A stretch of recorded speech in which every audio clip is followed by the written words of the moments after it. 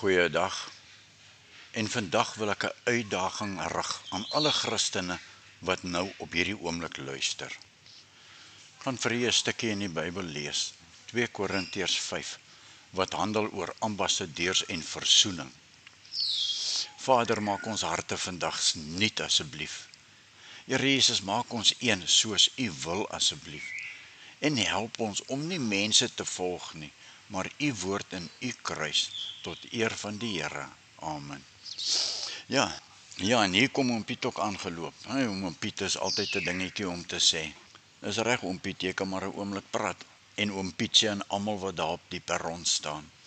Ons liggaam is soos 'n tent wat eendag afgepak word. Maar God beloof vir ons 'n ewige huis in die hemel. Daarom leef ons nie vir wat ons sien nie, maar in geloof. Paulus sê as iemand in Christus is hy 'n nuwe skepsel. God het ons met homself versoen deur Christus en hy gee vir ons die werk om mense terug te bring na hom.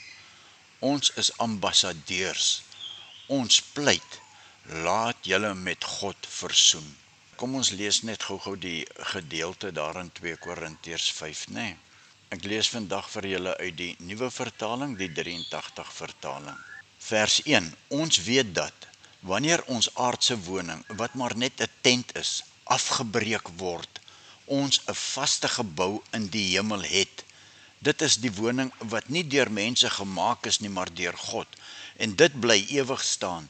Terwyl ons in die tentwoning leef, sug ons, want ons verlang daarna dat ons woning uit die hemel ons sal oordek. Ons wil nie ontkleed wees en naak voor God staan nie. Ons wat nog in die tentwoning is, sug en voel bedruk, omdat ons nie van die aardse liggaam afstand wil doen nie. Ons wil die hemelse bo oor die aardse aantrek, sodat wat sterflik is, verteer kan word deur die lewe. Hy wat ons vir hierdie oorgang voorberei het, is God. As waarborg hiervan het hy ons sy gees gegee. Daarom is ons altyd vol moed. Ons weet dat solank as ons in die liggaam bly, ons nog nie by die Here woon nie, want ons lewe deur geloof, nie deur sien nie. Ons is vol moed en sou liewer ons verblyf in die liggaam wil verlaat en by die Here gaan woon. Maar of ons hier woon of daar woon, ons het net een wens, en dit is om te lewe soos hy dit wil. Ons moet immers almal voor die regterstoel van God verskyn, sodat elkeen kan ontvang volgens wat hy tydens sy aardse lewe gedoen het, of dit nou goed was of kwaad. En die opskrifie sê op die volgende vers, die bediening van die versoening, vers 11. Ons weet wat dit beteken om die Here te dien. Daarom probeer ons die mense oortuig. God ken ons bedoelings en ek vertrou dat julle ook van ons bedoelinge oortuig is. Ons prys onsself nie opnuut by julle aan nie. Ons gee julle juis eerder aanleiding om trots te wees op ons, sodat julle 'n antwoord kan hê vir die wat trots is op die uiterlike en nie op die innerlike nie. As ons in geestesvervoering was ons dit vir God. En as ons by die verstand is ons dit vir julle. Die liefde van Christus dring ons, omdat ons tot die insig gekom het, dat een vir almal gesterwe het. En dit beteken dat almal gesterwe het. En hy het vir almal gesterwe, sodat die wat lewe, nie meer vir hulle self moet lewe nie, maar vir hom wat vir hulle gesterf het, en uit die dood opgewek is. Ons beoordeel dus van nou af niemand meer volgens menslike maatstaf nie. Al het ons Christus vroeër volgens menslike maatstaf beoordeel, nou beoordeel ons hom nie meer so nie. Iemand wat aan Christus behoort is 'n nuwe mens. Ja, die ou is verby, die nuwe het gekom. En dit alles is die werk van God. Hy het ons deur Christus met homself versoen en aan ons die bediening van die versoening toevertrou. Die boodskap van versoening bestaan daarin dat God deur Christus die wêreld met homself versoen het en die mense hulle oortredinge nie toereken nie. Die boodskap van versoening het hy aan ons toevertrou.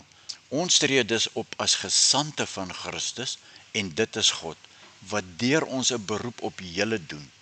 Ons smeek julle namens Christus, aanvaar die versoening met God wat hy bewerk het.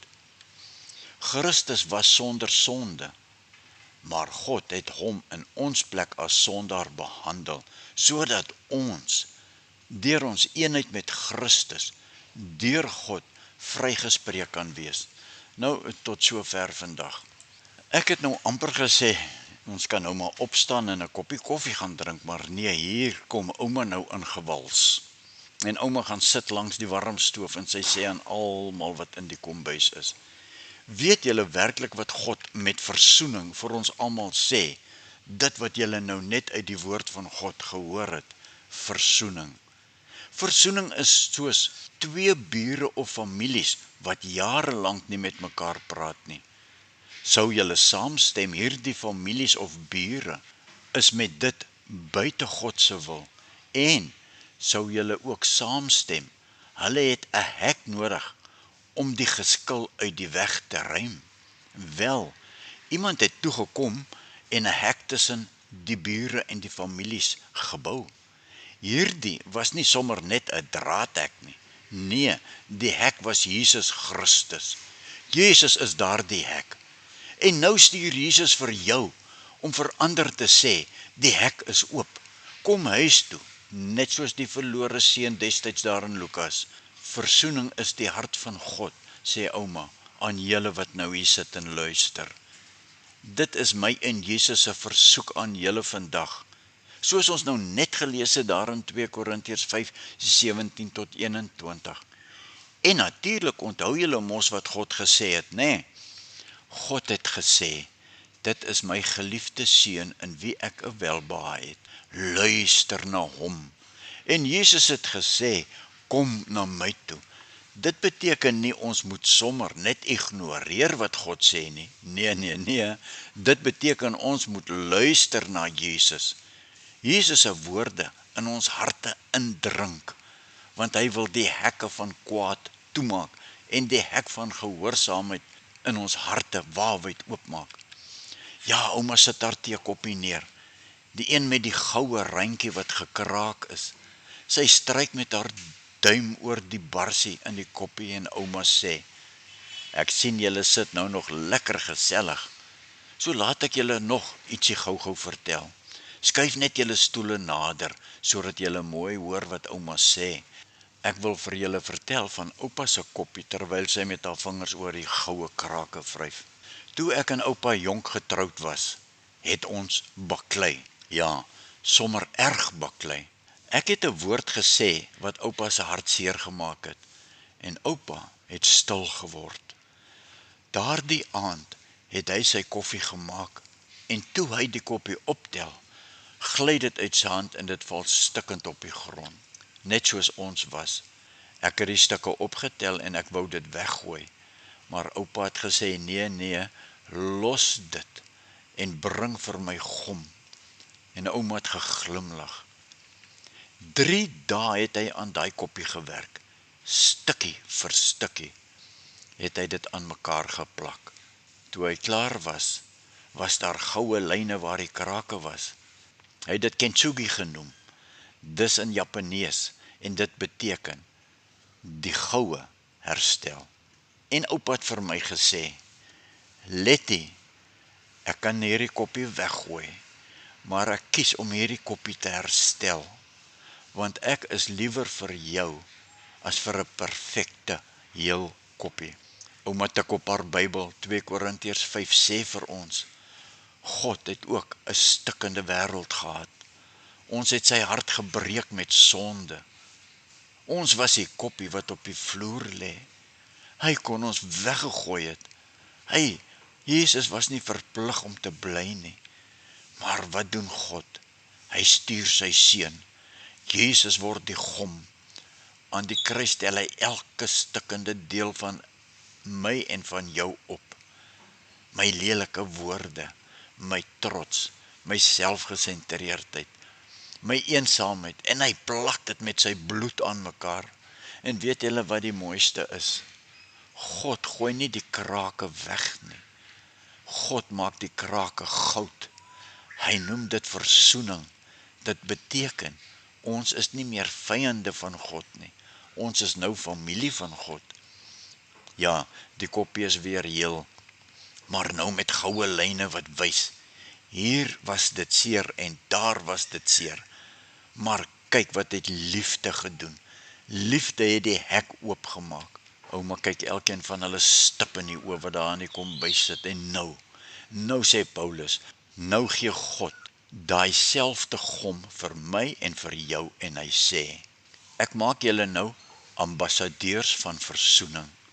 Dit beteken, gaan plak ander mense se koppies ook vir hulle. Het jy dalk 'n sussie wat jy lanklaas gegroet het? Het jy dalk 'n buurman wat jy seer gemaak het? 'n Kind wat weg is? Familie met wie jy nie praat nie? 'n Man vir wie jy kwaad is? 'n Vrou vir wie jy kwaad is? God sê, moenie die stukke los nie, want dit is my geliefde seun, in wie ek 'n welbehae het, wat julle stukkend gebreek het, en nou my gom gebruik, om sy genade in julle lewens aan mekaar te gom. Vat die gom, begin herstel, want die wêreld het te veel stikkende koppies en te min goud. Ouma vat 'n slukkie tee uit haar koppie uit. Versoening, sê sy, dit was nie seer nie. Versoening sê, die seer gaan nie die einde wees nie, want liefde kry die laaste woord. Ouma sê hulle moet klaarmaak, maar voordat ons loop het ouma nog 'n vraag vir elkeen van ons. Ja, ook vir jou wat dalk nog hier sit en luister. En hierdie vraag is nie net vir die mense in die kombuis nie. Dit is vir jou en vir my wat tot hier toe geluister het. Watter stikkende koppie moet jy vandag optel? Ek vra jou, watter stikkende koppie moet jy vandag optel? En wie het nodig dat jy vir hulle sê, ek kies jou met jou krake en al, want ek is lief vir jou, en die hek staan oop met krake en al. En soos gewoonlik sluit ouma af met 'n vraag of twee. Die eerste vraag is, lewe ek as 'n nuwe mens, of sleep ek nog die ou vuil tent agterna, sleep ek dit nog rond? En die tweede vraag, wie het God op my pad gesit, vir wie ek vandag 'n ambassadeur kan wees? Ek bid dat hierdie ouma storie sit vandag diep in julle familie se harte. Versoening is nie maklik nie, maar dis waar die hemel en die aarde aan mekaar raak. Dit is waar God se stem deur die heelal dawer. Dit is my seun in wie ek welbehae het. Luister na hom. En hoor julle Jesus se stem agterna kom. Kom na my toe. Versoening is nie maklik nie. Dis wanneer Jesus die koppie optel en herstel. Dankie dat jy, wat nou geluister het, omgee vir versoening. Dankie vir dit. Die wêreld het meer mense soos jy nodig. Gaan vertel ouma se storie ook aan ander mense. Kom ons sluit af met 'n kort gebed en ons sê vir die Here dankie. Here, gebruik my mond om mense huis toe te nooi. Laat ons vandag gehoor gee aan Vader God se opdrag, luister na hom. Abba Vader, dankie dat U nie stikkende mense weggooi nie, maar dat U hulle weer aan mekaar sit. Dankie dat Jesus die gom is tussen U en my en ander mense. Maak my nou 'n ambassadeur met goue gom in hande, soos U wil en nie soos ek wil nie. Here, laat ek U gehoorsaam. Wys my wie se hart ek moet gaan plak. In Jesus se naam bid ons dit. Woorde luister, is wys. Sy huis is op die rots, sy fondasie vas. Wie na my woorde luister en het doen, is 'n wyse man. Standvastig op sy pad. Sy huis is op die rots gebou, sy huis is op die rots gebou. Reën het geval, water het gekom, wind het gewaai. Die huis het nie geval, die huis het nie geval.